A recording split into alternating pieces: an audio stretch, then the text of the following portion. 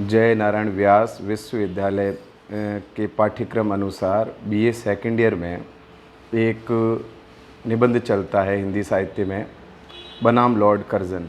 बाल मुकुंद गुप्त द्वारा लिखा गया है ये निबंध। बाल मुकुंद गुप्त बहुत प्रसिद्ध निबंधकार रहे हैं और उनके अधिकांश निबंध जो है समाज, साहित्य और संस्कृति पे लिखे गए हैं।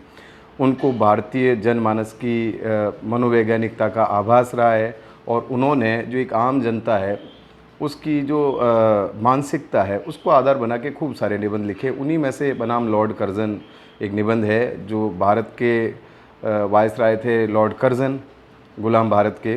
तो उनकी जो नीतियां हैं और भारत के बहुत सारे लोग जो लॉर्ड कर्जन की चापलूसी करते थे, चमचागिरी करते थे, उनकी मानसिकता को आधार बना करके, उनके संबंधों को आधार बना के निबंध लिखा गया है। लेखक ने कहा है कि जब ये छोटे थे, बाल मुकुंद गुप्त जब छोटे थे तो उनको कई बार सपने में बुलबुलें दिखाई देती थी और वो बुलबुलों के आधार पे बहुत सारे सपने देखते थे कि बहुत सारी बुलबुलें हैं और वो बुलबुलों के पीछे भाग रहे हैं और चारों ओर बुलबुलें बुलबुलें हैं, अच्छा अच्छा फील हो रहा है।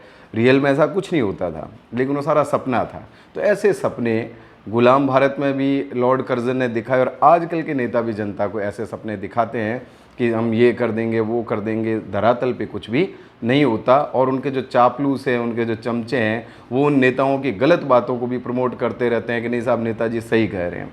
तो लॉर्ड कर्जन को आधार बना करके वर्तमान राजनीति के ऊपर भी एक तरह से व्यंग्य किया उन्होंने। तो लॉर्ड कर्जन जो है उनकी नीतियों को आधार बना के बताया गया कि लॉर्ड कर्जन की अनेक नीतियाँ गलत थी। भारत को आर्थिक रूप से उन नीतियों के कारण तबाह होना पड़ा, उसके बावजूद उनके चापलूस चमचे उनकी तरफदारी करते रहे। तो बनाम लॉर्ड कर्जन एक तरह से लॉर्ड कर्जन की जो व्यक्तित्व है उसको आधार बना के लॉर्ड कर्जन को टारगेट करके और सारी बातें कही गई है।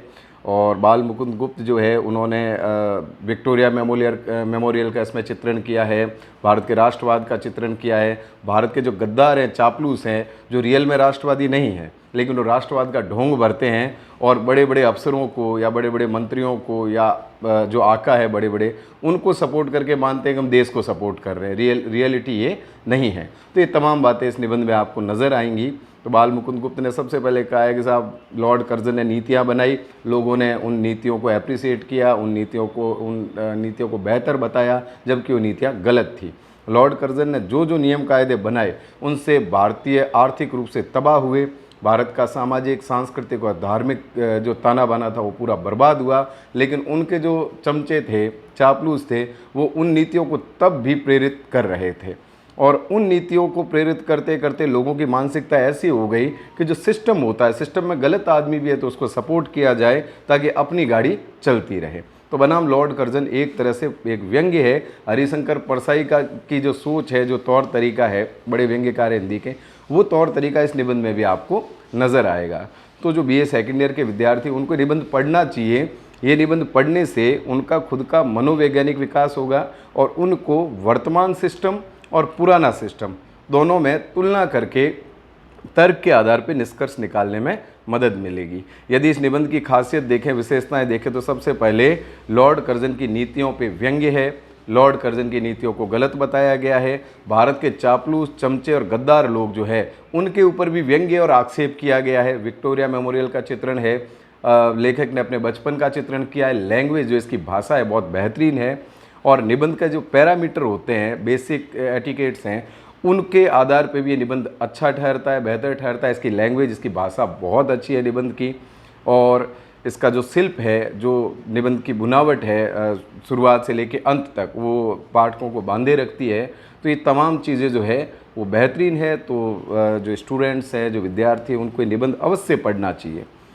और ये एक तरह से तत्कालीन भारत की राजनीति का भी चित्रण करता है। गुलाम भारत का जो हालात थे, गुलाम भारत की जो स्थितियाँ थी, उनको बहुत बेहतर ढंग से चित्रित करता है। गुलाम भारत की संस्कृति और समाज का भी खाका प्रस्तुत करता है और उस वक्त जो प्रशासनिक व्यवस्था थी, जो एक ढांचा था, सिस्टम था पूरा गवर्नेंस का, उसको भी बेहतर ढंग से सामने रखते हैं। और दूसरी चीज़, जो मूर्तियाँ लगाई जाती है, मूर्तियों के ऊपर भी आक्षेप है कि जो राजे रजवाड़े थे या फिर जो अंग्रेज़ थे जो भारत पर राज कर रहे थे, वो लोग रियल में जनता के दिल में जगह बना पाए कि नहीं बना पाए, लेकिन दलाल जो थे बीच में, उनके दिल में अवश्य उन्होंने जगह बनाई। जबकि इज्जत मिलनी चाहिए थी आउवा के ठाकुर कुशाल सिंह चंपावत जैसे लोगों को, गांधी जी जैसे लोगों को, अपने भगत सिंह जैसे लोगों को, अशफाक उल्लाह जैसे लोगों को। लेकिन इज्जत जो लेने के लिए उतावल में कौन रहते थे? उतावल में रहते थे गद्दार लोग। और आज भी भारत में ऐसे बहुत सारे लोग हैं जो राष्ट्रवाद के नाम पे तमाशा क्रिएट करते हैं, नाटक क्रिएट करते हैं। उनका देश से कोई लेना देना नहीं है, क्योंकि उनको अपने आकाओं को खुश करना है। यही दौर गुलाम भारत में भी था, और ये आज़ाद भारत में भी ऐसे अनेक लोग हैं जो पुरानी मानसिकता लेके जी रहे हैं।